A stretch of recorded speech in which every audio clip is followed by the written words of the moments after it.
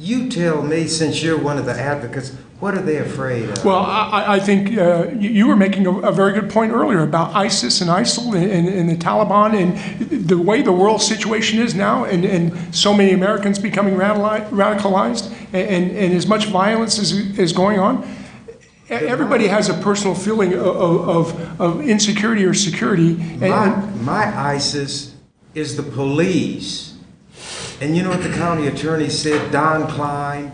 If the officer makes a mistake, if he's wrong, but he had reason to think that he was right, then he's clear. I cannot get away with that and shoot you and say, well, I thought he's going to do something. They say, buddy, that doesn't work. Well, now, we presume that these officers are trained to show how little their training means and how they hide behind it. Some guy out east was fired because he was dealing with a guy who had a mental problem and wound up, he was on duty, shot the guy 14 times, and he was fired. Now he's trying to get his job back. And you know what the lawyers are arguing? And he's justified in view of the not finding any fault in what these cops are doing. He said, yes, he shot the man 14 times, but it was within his training. So now, if the police are trained to shoot somebody in the back, then the cop who shoots in the back says it was pursuant to my training and he's home free. That's what's happening.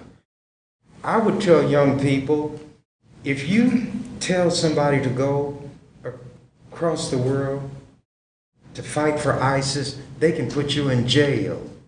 If you just talk about it, if you want to fight injustice, you don't have to go around the world to find the ISIS mentality. Your ISIS is in America.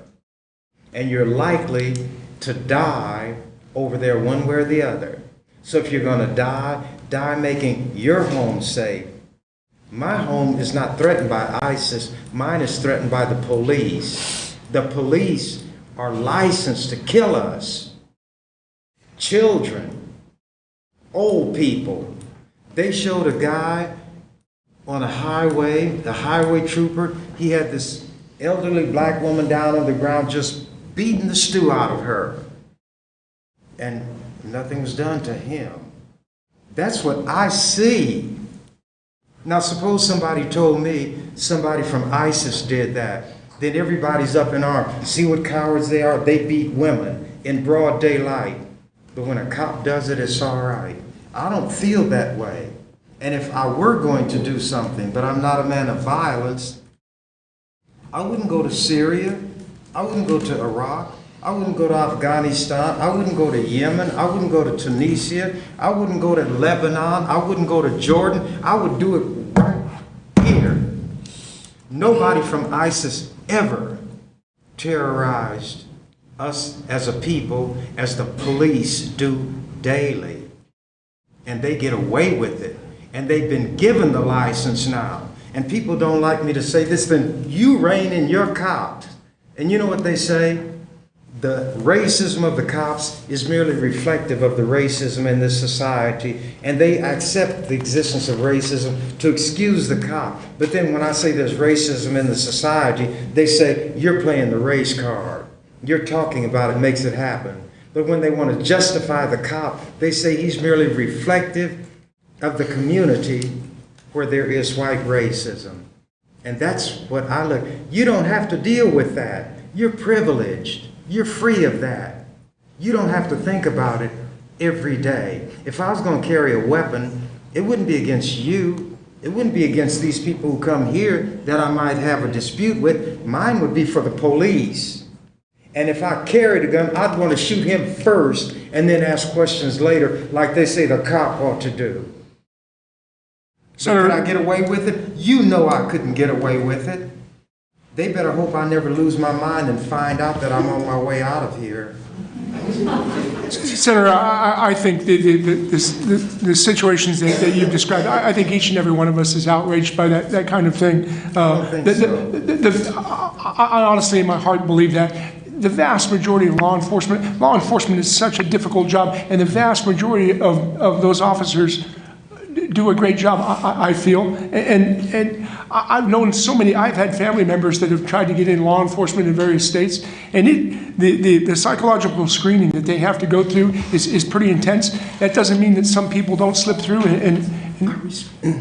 I respect the State Patrol. The State Patrol, that these men that I respect because I get a chance to know them. I used to say the State Patrol is the flagship of law enforcement. They recruited a cop who was found guilty by the Internal Affairs Department of Lincoln Police Department. They found him guilty of excessive force. He had a man handcuffed and knocked him against the wall, left blood, and they found him guilty, and the State Patrol recruited him. And he's going to graduate in May and be on the State Patrol. That's showing how low their standards are. He was found to have done wrong by a police agency, and the police were notified by jail employees, and they used the video. They felt it was excessive, and they see cops doing the wrong thing all the time. So when you tell me about psychological screening, they must screen them to make sure that they can commit violence against unarmed people and not be troubled by it. The State Patrol recruited him. Lancaster County Sheriff Wagner hired the other one.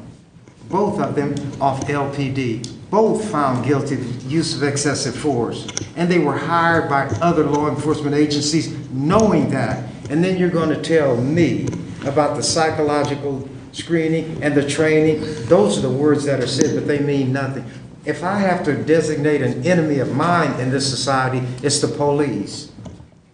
Honestly, Senator Chambers, I believe in my heart that we have law enforcement in every community in the nation, and the vast majority. My wife and I, our best friend in the world is a retired New York City cop, and I know what he's gone through. The first time he was involved in a shooting and he killed someone in a shooting. You talk about PTSD. I mean, these are the vast majority. I know in my heart that the vast majority of law enforcement officers are there to uphold the laws and to treat people with respect and dignity. There's always going to be a bad apple that slips through, and I'm convinced that they're a minority.